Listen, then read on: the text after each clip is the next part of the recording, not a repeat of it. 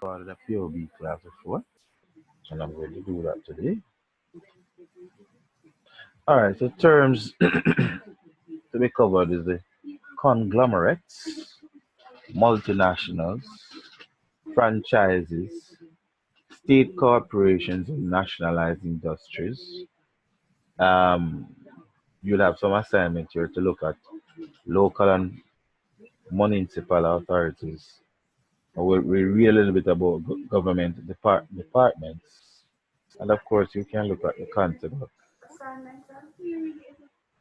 No, I'm telling you that you'll get an assignment to do research, concept of private and public sectors. Did you do the last assignment? You mean the one yesterday? No, and the one, yeah, the one that you asked about tonight. Characteristic of partnership. Yeah. Yes, you did it? Yes. All right. I wrote it into my book, my book here. Oh. Right notebook. I didn't Oh. on the computer. And did you compare your answer to the what was given on the PowerPoint? So you know that I couldn't find that PowerPoint thing. I tried to, some things, yes, some PowerPoint. Okay then, because basically I read back through the PowerPoint and get the okay. answer, like the limited Okay. company, the limited private company characteristics, Mm-hmm. and yeah. All right, no problem. Economics, the free economic and the command. All right, no problem. So you see that the exam is based on the content that we are discussing. Yeah, We have because been that's where discussing. you get these questions from the past paper. Exactly. All right. Well done. All right. We're gonna watch the video I'm about to play, and you're going to answer the question on the opposite side. What type of commodity? But let me ask the first question. What type of commodity is Grace Kennedy primarily known for? Food. Food. Very good. Now you're going to name the unrelated business or businesses he mentioned in his speech. You're going to outline some of the plans he mentioned. So it's just a short 2 minutes video. So you have to listen keenly and make note of the things that you mentioned. All right? Let's go. All right. Really reflected in our vision statement. What do we mean by a global consumer group for Grace Kennedy? The first one is that we want to have our food brands, our Grace brands, sold in 3 continents with a minimum of 15% of our overall sales revenue.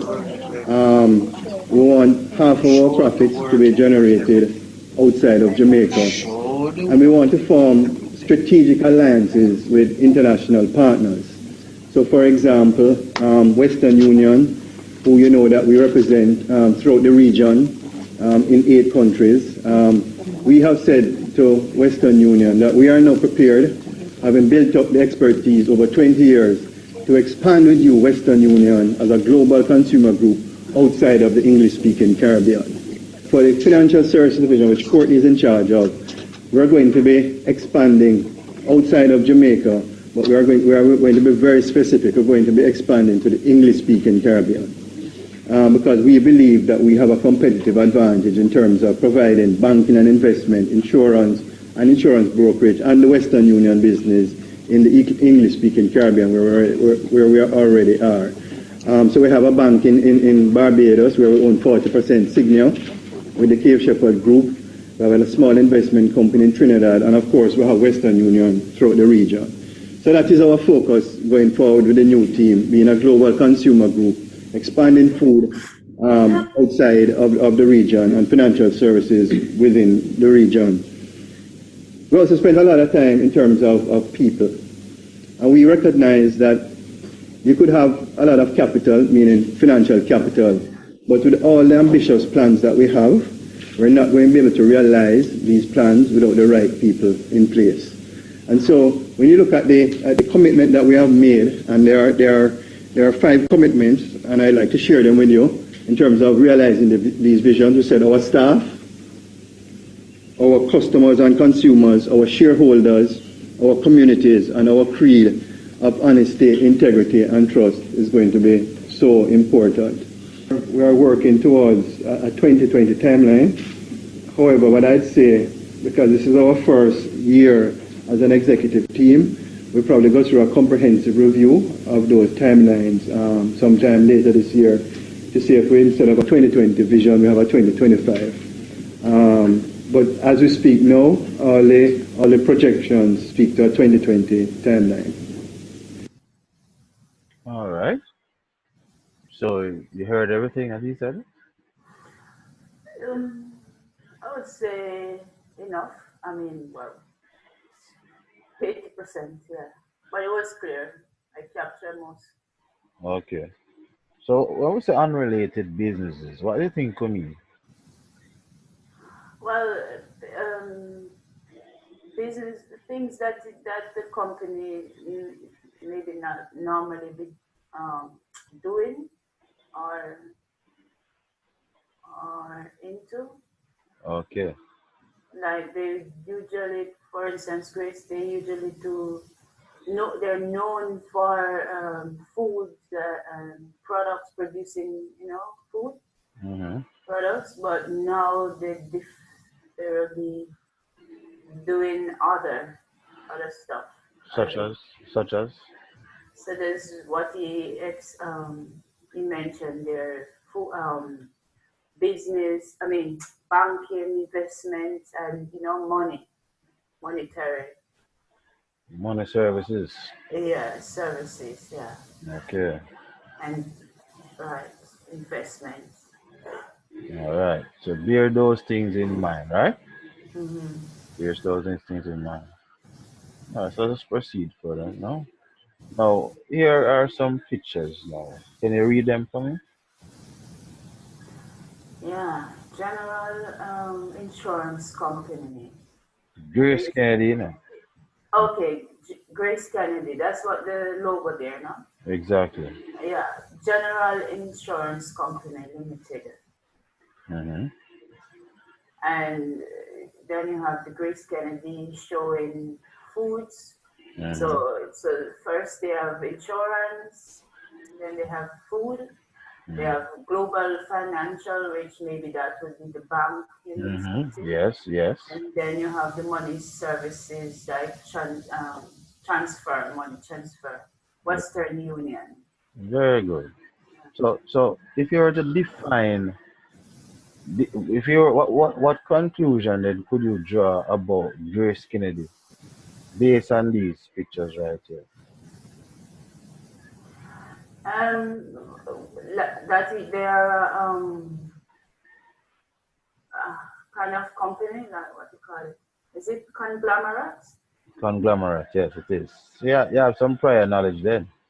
So don't need to have the class then, because you have prior knowledge. No, no, I was just checking out the meaning of some. Yeah. Okay. All right. So here it is then. Yeah. All right. So it says that a conglomerate is a corporation that is made up of a number of different, seemingly unrelated what businesses. So we could say a conglomerate. So we could say Grace Kennedy is a corporation that is made up of a number of different, seemingly unrelated businesses. Or we could say Grace Kennedy is a corporation that is made up of insurance company, consumer company that deals with food, as a bank. They're in the banking sector, and they're Mm-hmm. also in the money services. And all these businesses are what? Unrelated, aren't they not? Right. Good. So in a conglomerate, one company, Grace Kennedy, owns a controlling stake, meaning that they have majority shares in a number of smaller companies which conduct businesses separately. So Western Union is conducted separately from the insurance company, and the food company is obviously separated from the banking company. So when we talk about conglomerate, then we are referring to one company owning majority shares in a number of smaller companies, and these companies are generally unrelated, right? Yes, it's not, it's, different things they are doing, but the company is doing different nature of business, so to speak. Yes, very good. So but when you write an exam, but if they were to ask to define conglomerate, Yes, you must be able to define conglomerate. You understand? If yes. if you use a chart that is right here, the picture, you know that you could say a conglomerate is a company, is one company that owns a number of smaller unrelated businesses. You can give an example using Grace Kennedy and say that Grace Kennedy has a business with insurance business, foods business, food and beverage business. There's a banking sector business and a money services businesses. So I'm going to give a little example to show my definition, the back Preci- of my definition. Precisely, right? Good. All right. So this is clear to you now.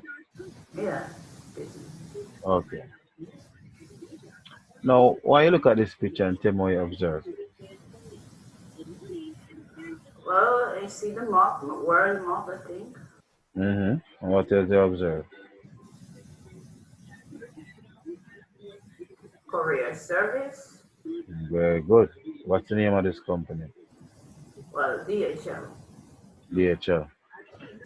Now, DHL now offers courier service only one place alone?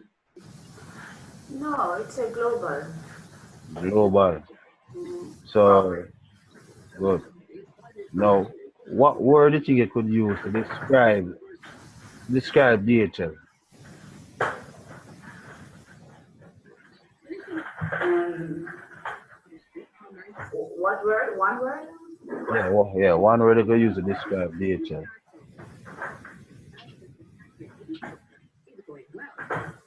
Well, service, services.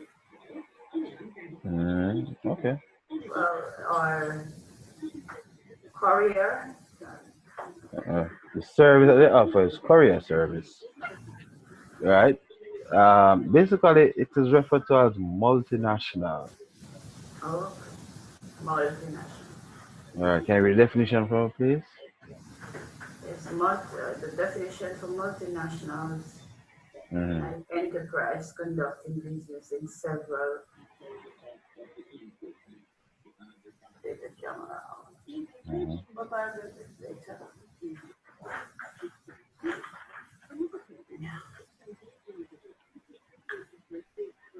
Several countries, but much managed from one home country. Mm-hmm.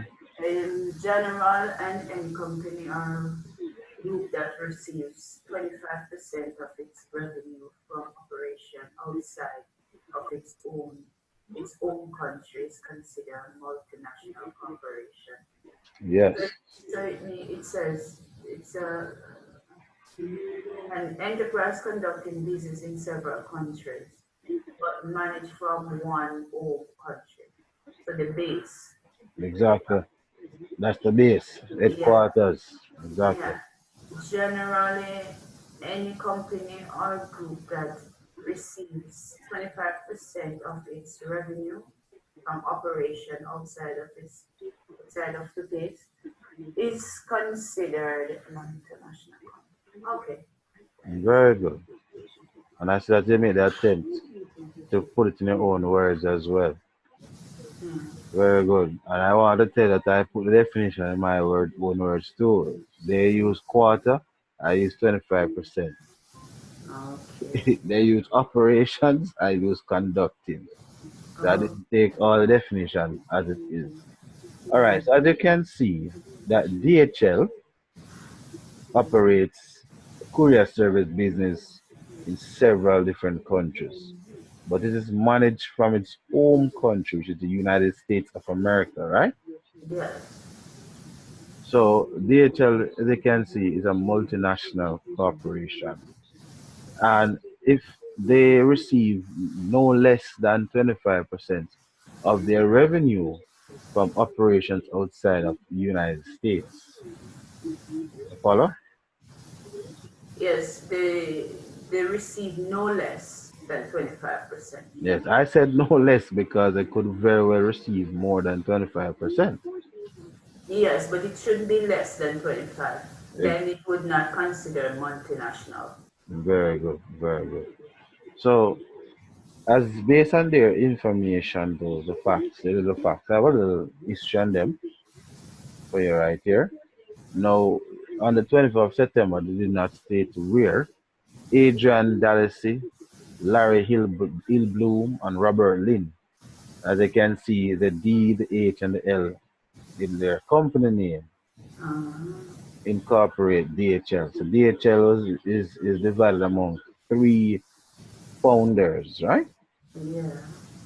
The company begins by operating a door-to-door express delivery service, transporting documents between San Francisco, California, and Honolulu, Hawaii. So you realize that the home base was actually in New York. Sorry, in United States of America, right? Yes, this is the base. Good. And they have expanded by offering their services throughout the world. Right? Now you yourself can have a conglomerate or a multinational corporation. You might want to operate for example, you have hotels not only in Curacao, but of course in Jamaica. Mm-hmm. And you could train a set of young persons to offer the same services that you offer, and then you could get contracts with hotels in Jamaica. Now, right there and then you'd start to branch out into what we call a multinational enterprise. So you not only offer massage services to cure hotels in Curacao, but now you want to offer it into hotels in Jamaica, and you'd operate the business from where you live now in Curacao, Mm-hmm. right? Headquarters. Yeah. Exactly. Now, when your business start to take off like that now, where you're offering that trademark um, service to hotels outside of Curacao, then now you can start to go in other Caribbean countries, maybe um, Bahamas, where other tourists may visit. You'll be following the places where tourists Yeah. normally visit. Yeah. Tourist attraction. Place. Yeah, exactly. You'd probably try to get work permits for your current staff that is in Jamaica. Send them to send them to what you call it again. Send them to Bahamas. Train another set. Send them back to Jamaica. So you start to expand your business, right? You might even you might even find persons who live in Bahamas as better persons to do the job, and you might say, okay, let me send these to Jamaica, and you switch them up. Yeah. Bottom Yeah. line is though, you'll be expanding your business into a multinational enterprise. These guys are telling us that we should not limit our minds just to our local place, but broaden our reach throughout the world. Yeah. And they have proven to you that that's possible with God's help. And but let me ask a question though. Give me one advantage you think multinational enterprises do have. Well, the advantages they can get a lot more market for whatever service or products Hmm. they are producing And or more market means what? they more profits. Hmm. And yeah, And more profit means what? yeah, well, more business. More business. All right. So, who are some of the persons who have been benefited from this? Well, more jobs, create Very more jobs. very good. That's why I think because Yeah, I want to tell you, in front of the textbook that I'm using in front of me here, yeah. ha, has that information that you are saying out of your head. Oh, To the point, I deliberately asked you before I read it because I want you to recognize that if you think about the thing it's common deeply, sense. common sense.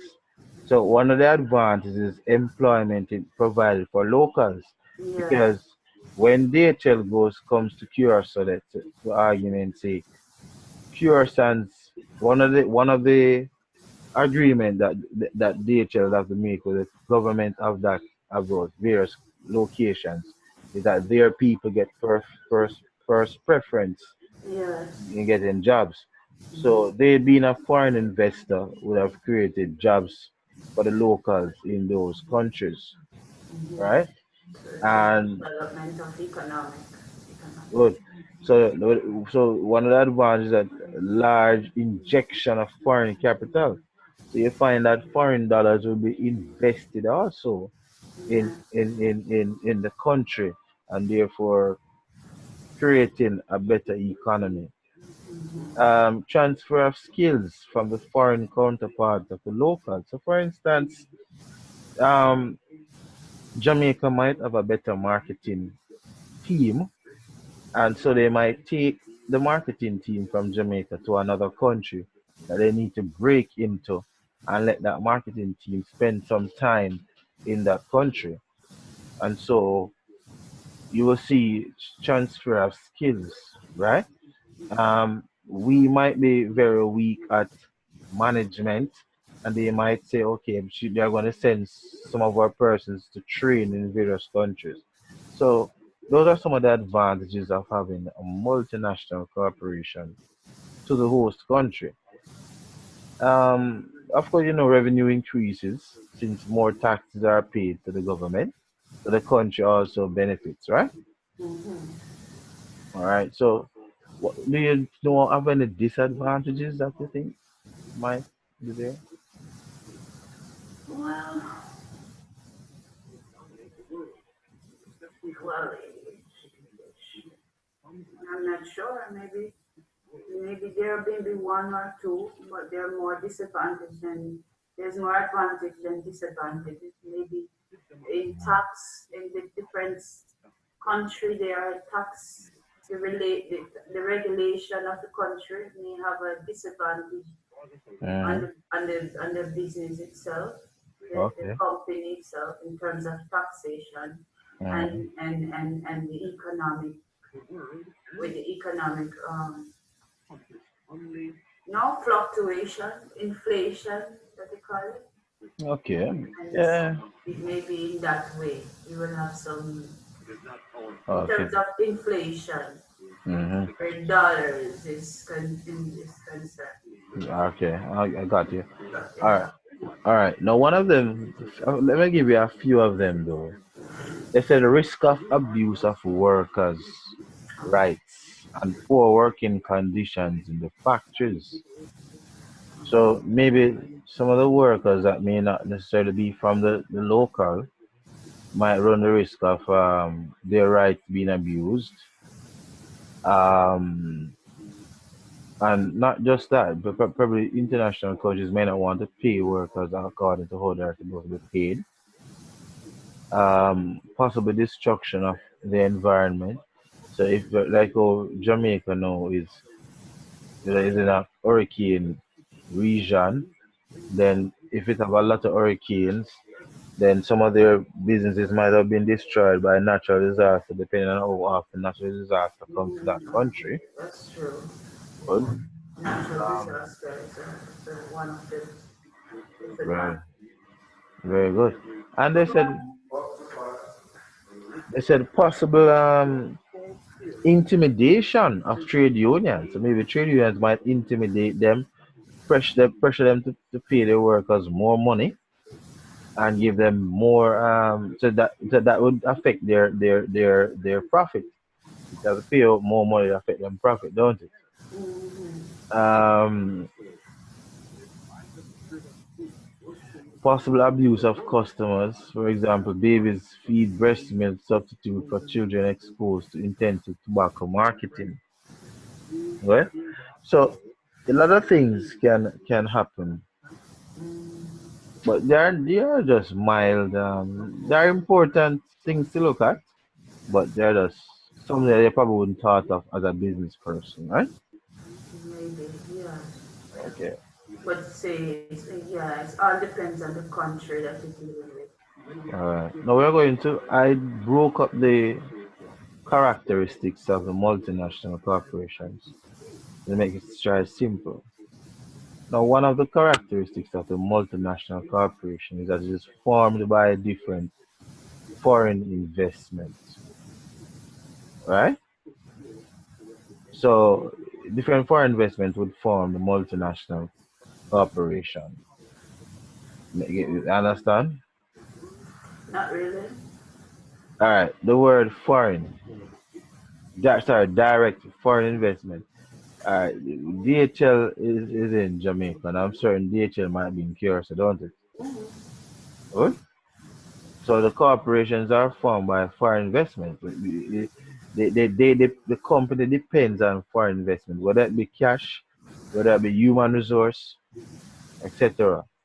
Right? Whether it be geographical position, so they benefit somewhat. You follow what I'm saying? Mm-hmm. Good, because it's an investment, you know. The human resource, they are investment. Suppose Jamaicans are the best workers, they will they'll create a business in Jamaica. So that's foreign, isn't it? Jamaica is foreign to the home country. You might have a country that the population, the plenty people there.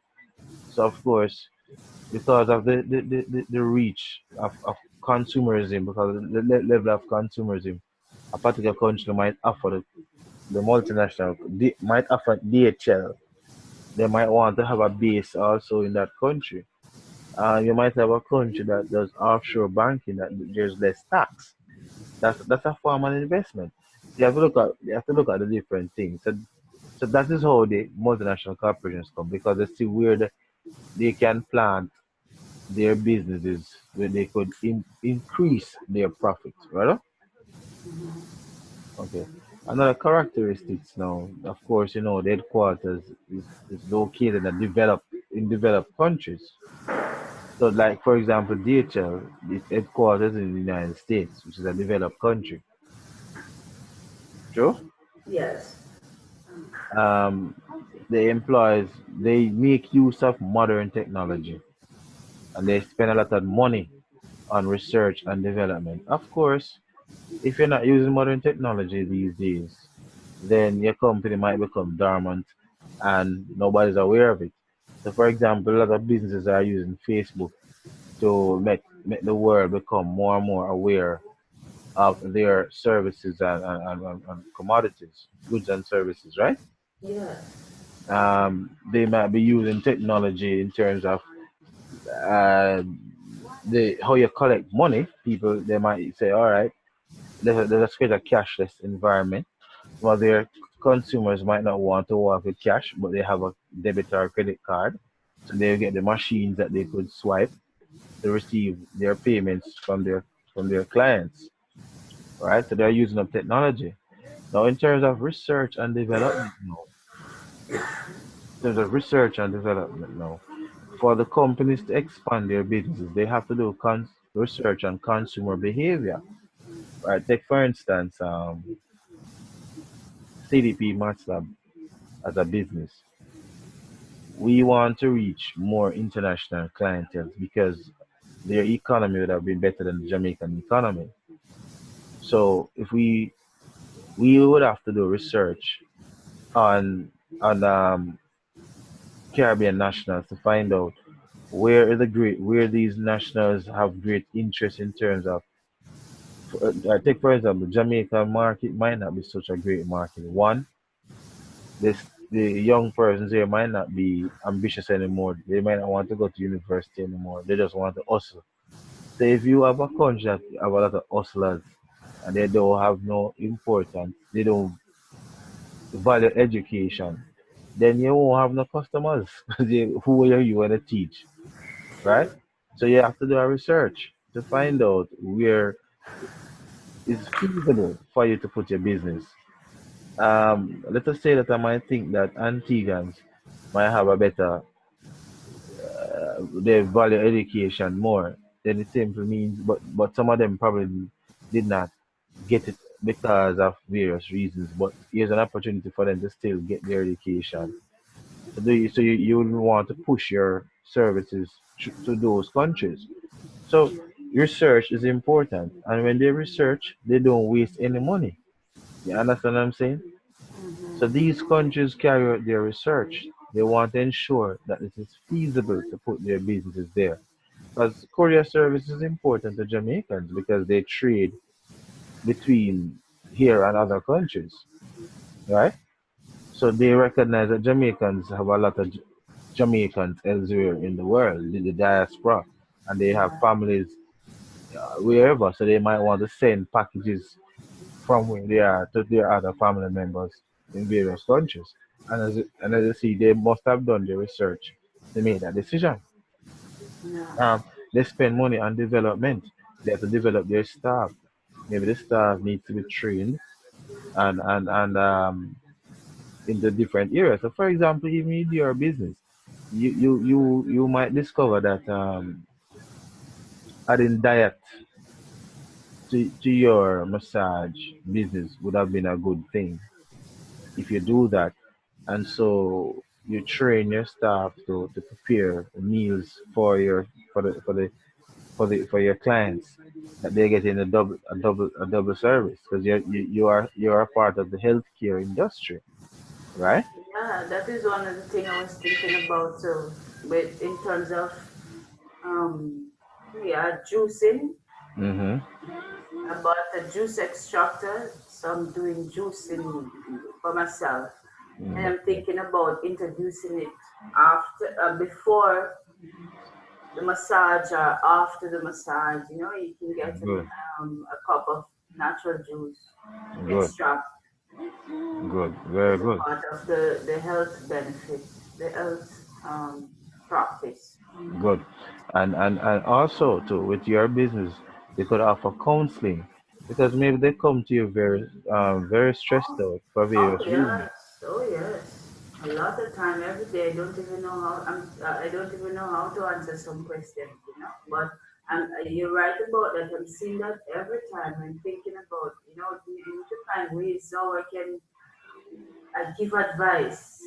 Well, You honestly, know, though, the best if you go, you this is why you need to I look. just listen. I have to listen, and if I can answer, answer. And sometimes, Let me tell you, and that's why God's word is powerful. It can build relationships. It can build person's life.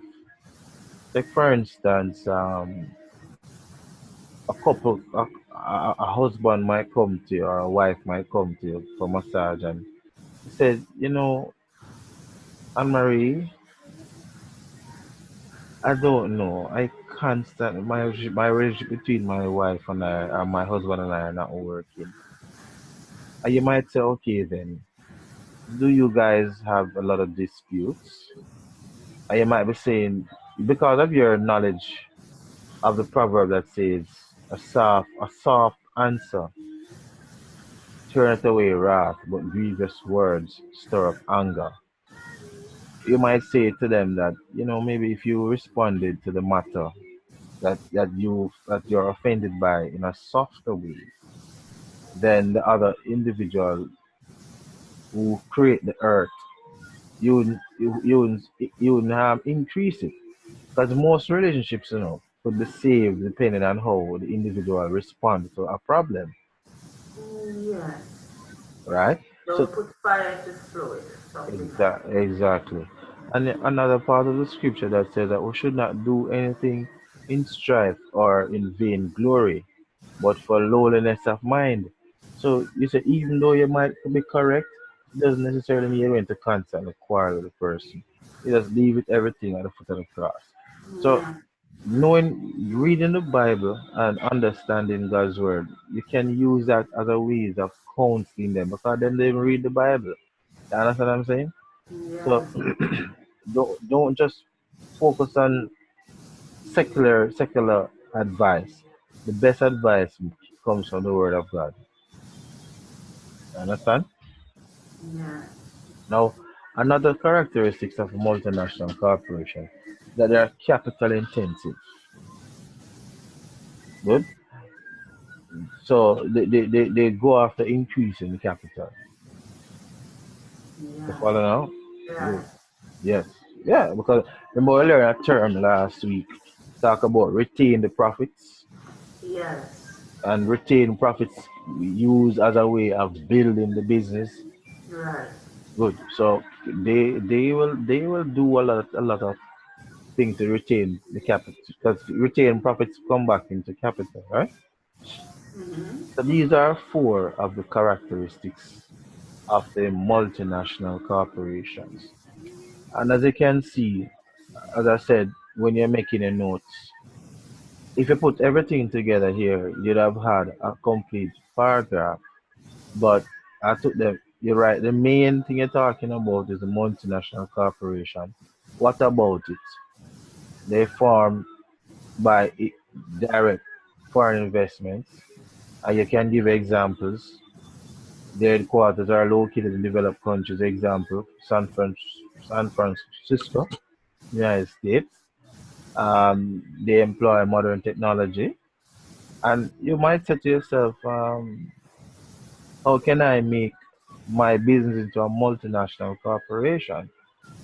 And you'd fill out these empty space and say, okay, headquarters, Curacao.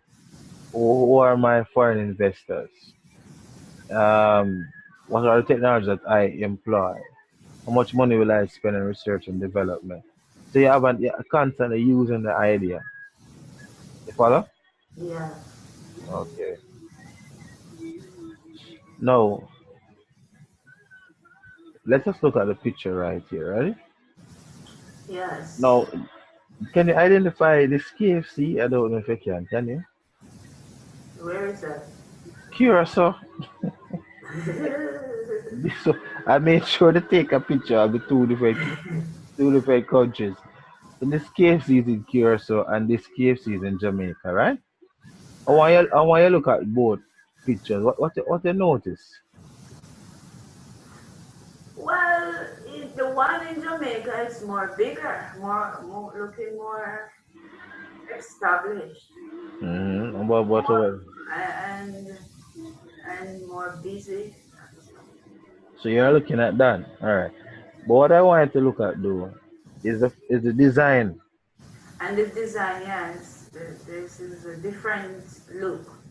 You sure? Look different to you? Well, in terms of design, of course, it's different. The Alright. building Color arrangement. and the this design is different. But the color arrangement is the same. White, red and Exactly, black. it's the same because that's the at least that's just the trademark I think of kids. Good. And of They course, how this is the how they present themselves. good.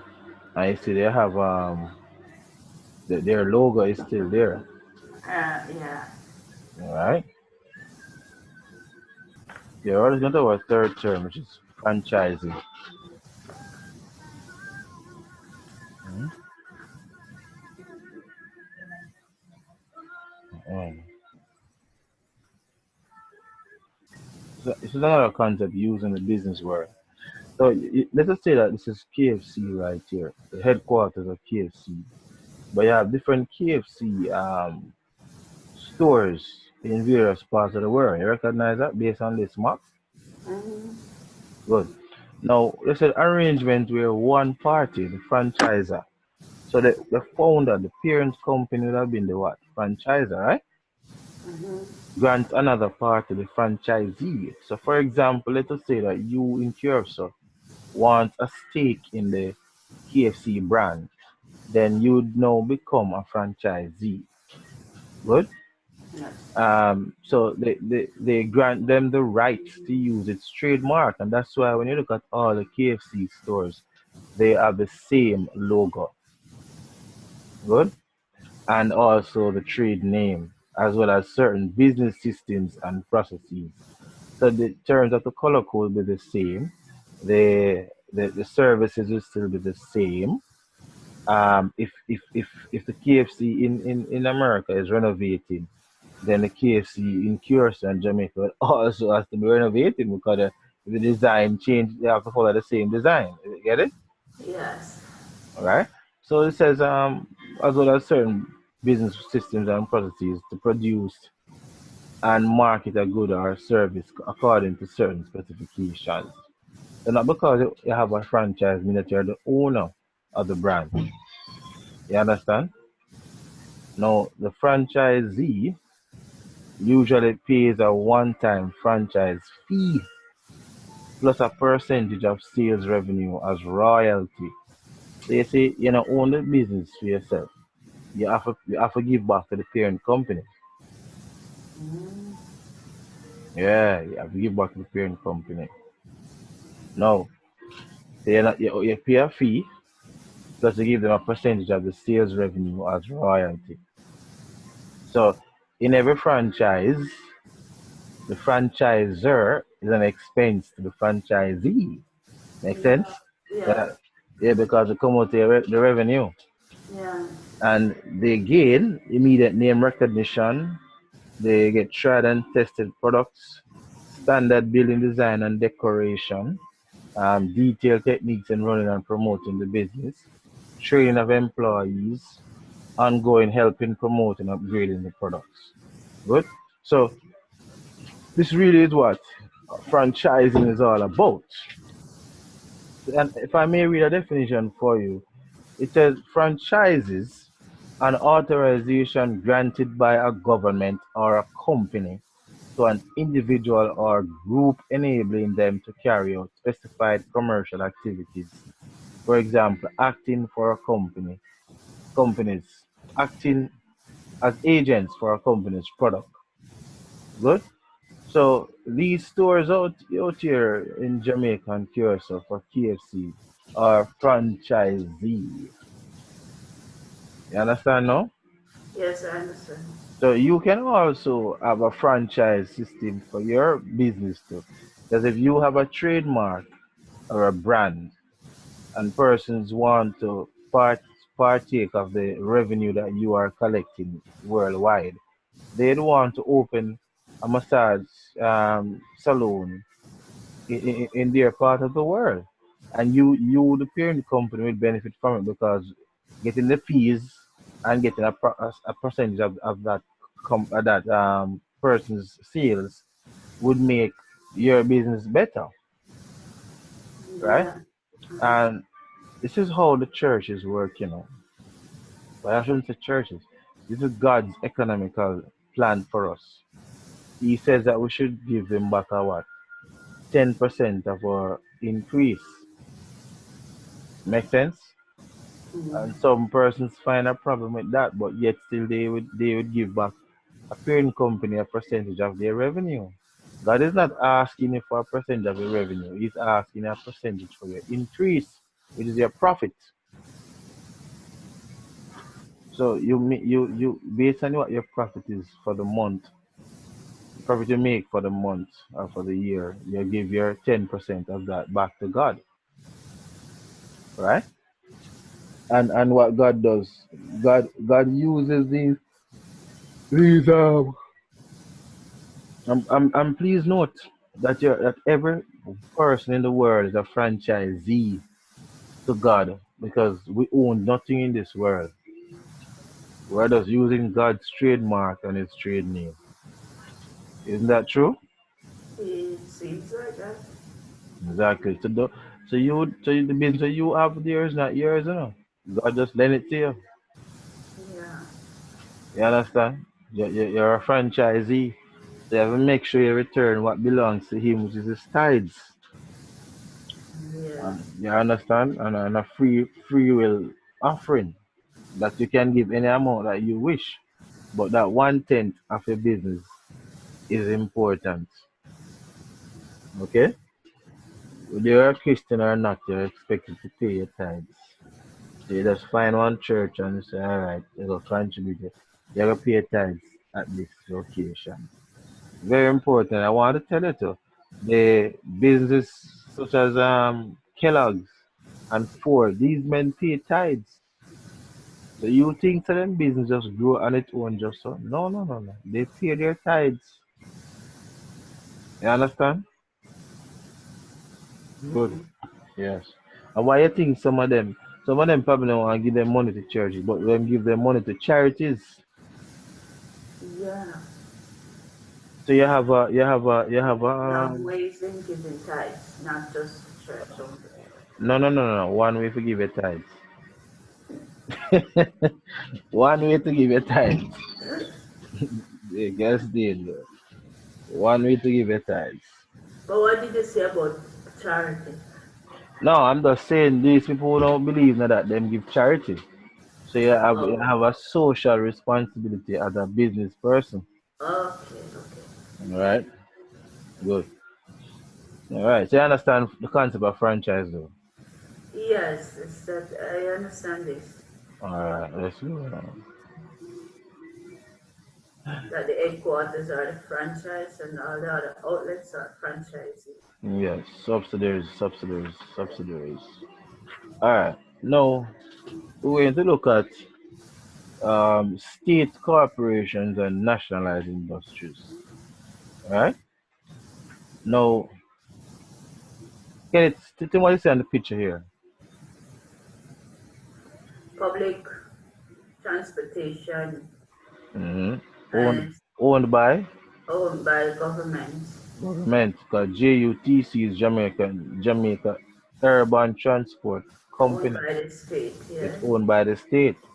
What other state-owned entity is right there, so now? Water Commission Water Commission, and what's the next one? and Housing Trust. National Housing Trust. So these are just a few of the state-owned enterprises, right? Yes, just a moment, Lisa. One moment. I need to Yes. get some tea for the Okay. kettle start. All right. Come again? Flu, flu like the symptoms, flu. Well, You have a lot of flu I, in I, person. I can't say a lot of. I'm not sure. I've not been listening to the news in the longest while, so I was informed by Facebook most times. Um, Yes. So I'm not certain. full of fear.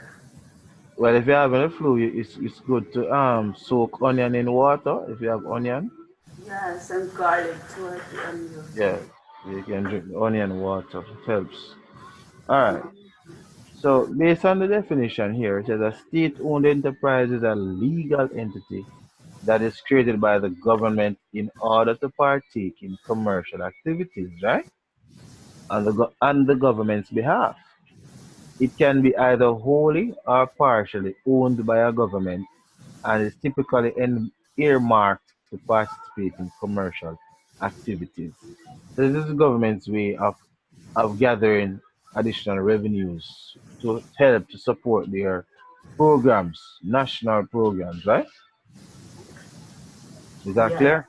Good. No, it's go one more time again. So it's a state-owned company They are state-owned companies, yes. that they use to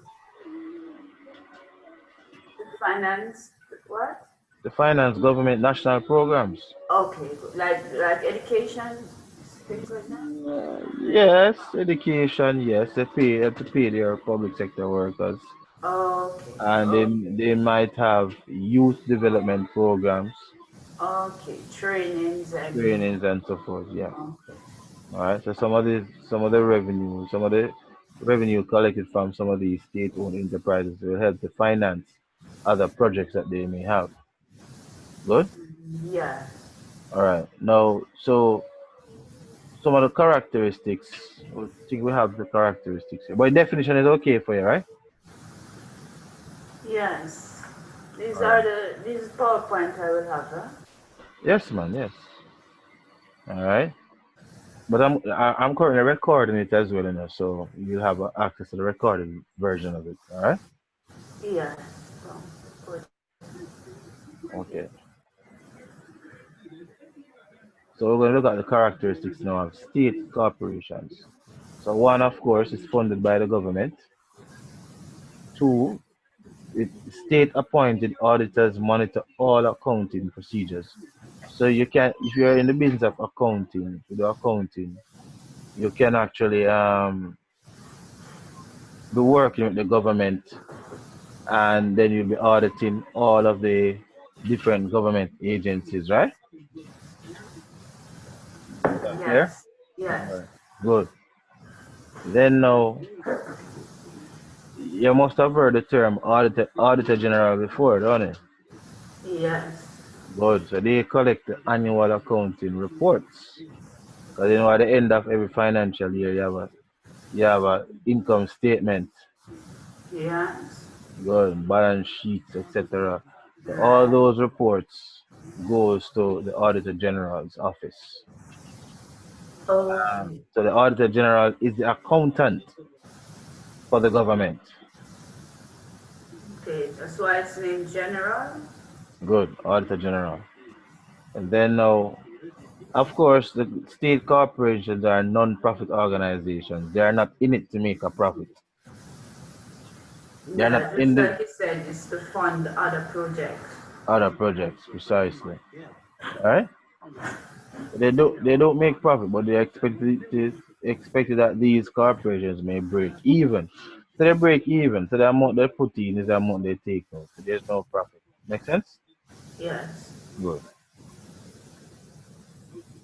All right. So that's for the PowerPoint so far. Nationalized industries now are a bit different from state corporations.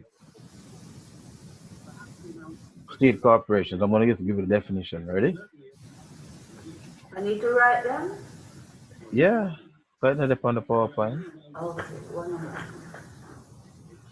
Yes. Mhm.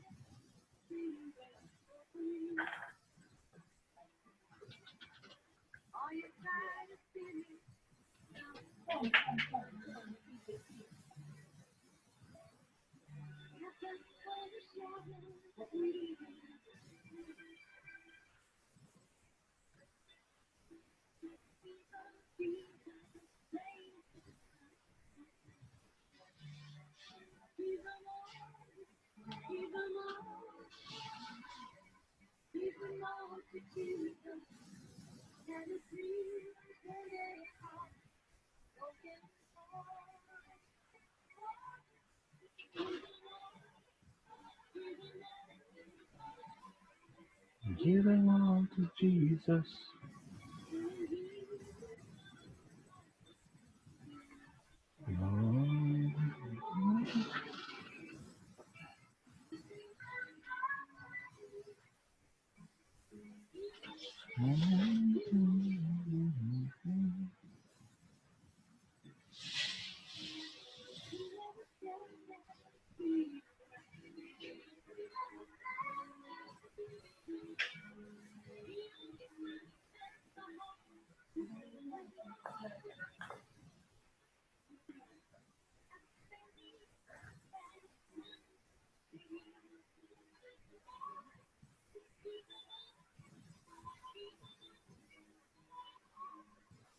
Love you, Jesus.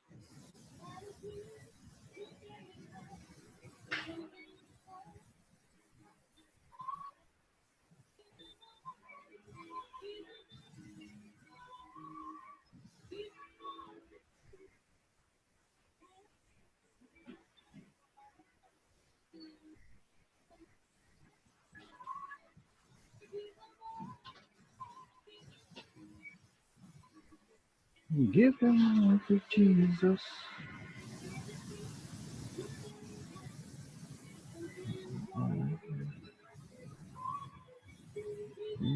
Give them all, give them all, give them all to Jesus.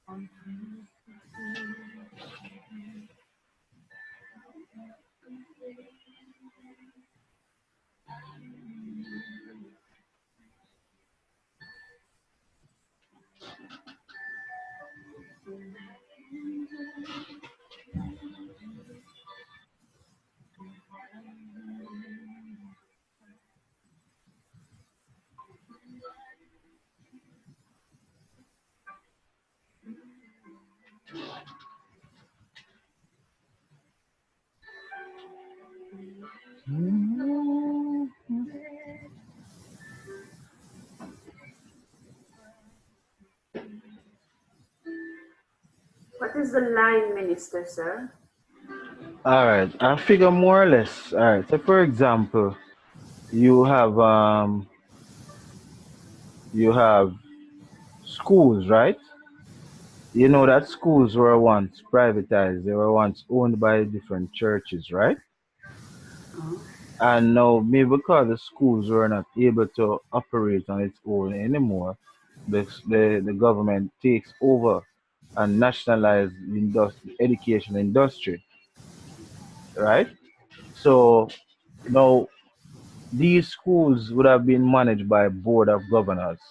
Now the line ministry now would have been the Ministry of Education. okay. Good. And then you know that you also have Ministry of Mining, Science and Technology. So you find that the bauxite companies as well are nationalized. You understand what I'm saying? Yes. So therefore you'll have board of governors to manage those industry, and then the line of minister of government would have been the Minister of Mining, Science and Technology. And of course, as I was going to type right here, each of them has a CEO, an executive director. You understand what I'm saying? Yeah. Who heads the company.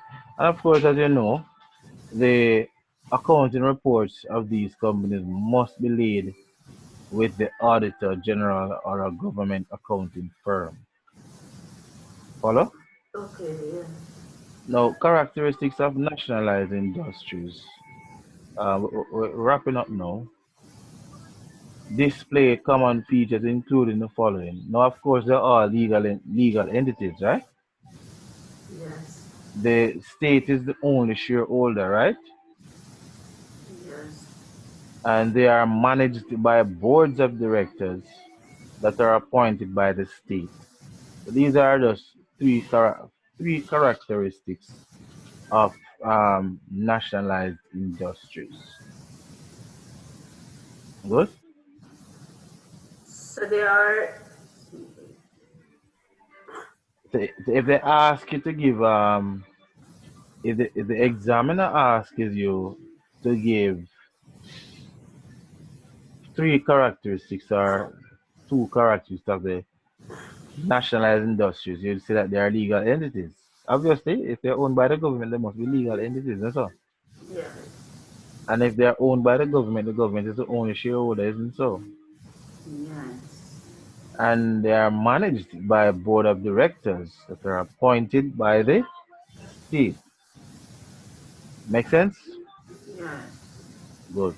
So those are characteristics of nationalized industries. Now, what do you think are some of, give me one advantage of a nationalized industry?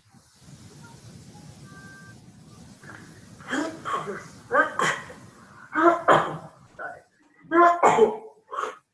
You say, sir? People what? Give me one advantage of nationalized industry. Well, they have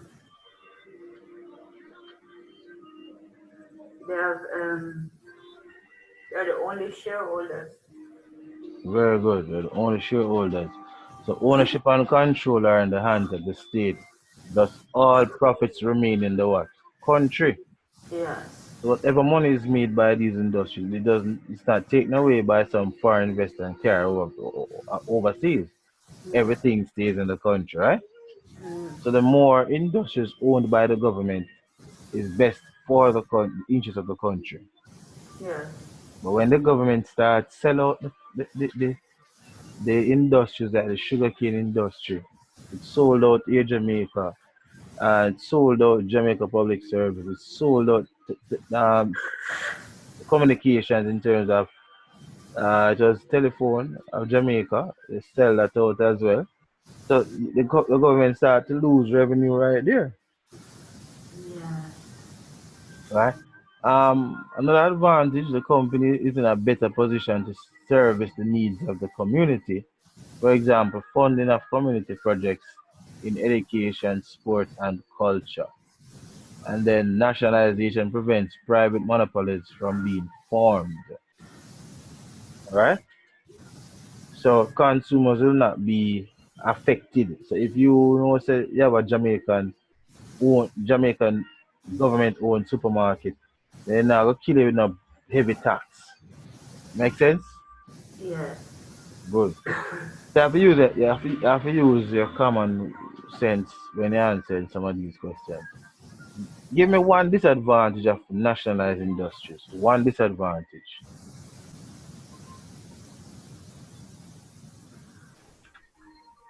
Oh, wow. One disadvantage. Two of them, so I'm asking for one.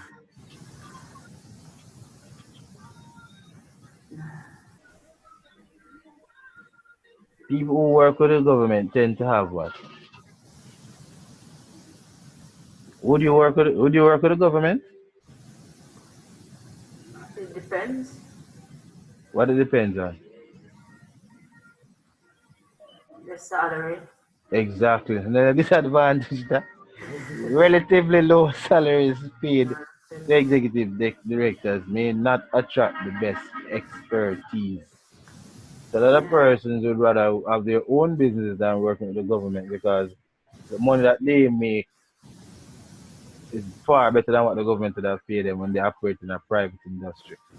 But then they'll get a lot of benefits differently from salary. Yeah, Government. yeah, you get allowances like housing trust benefits, you get pension, um the workers get pension that is. You get there's a few allowances, you understand? There's a Okay. few allowances, health benefits, things like that. The industries may be a drain on the government's revenue too. Some of these industries might be draining the government's coffers. And that's why sometimes the government sell out the industry. You follow? Yeah. All right. Now your assignment now is to define, look up the definition for government departments. Yeah, that Look up definition for research. Definition of a government department. Look up the definition of government department. Yeah, for government departments, local and municipal authorities, And one more time. local and municipal, as in municipal authorities, Local and municipal. authorities, Okay. and lastly, concept of private and public sectors, Concept of private and public sectors.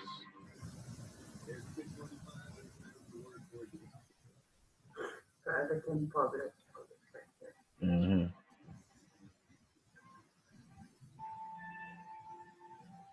Okay. All right. So when you're done all the definitions, would have completed this section of the syllabus. Okay. All right, because you'd have had videos made by Mr. Kimani Bernard that spoke about the free market or capitalist economy. That spoke about the planned or command economy. You got that video before. Mixed economies, etc. So we'll be looking next. We'll be looking next at the role of employees, role of consumers, role of government, role of stakeholders involved in business activity. So we're looking at those things, responsibilities of businesses, and then that would have closed it right there.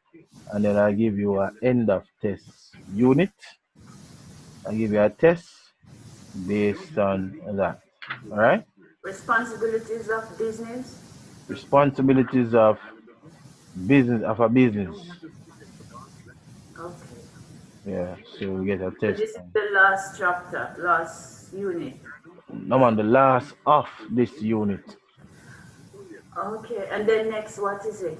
The We're next. going we're going into internal structure of the organization. I'm not certain about the term itself, but when you look inside the business now, I say marketing and financing and Okay. something like that. All right.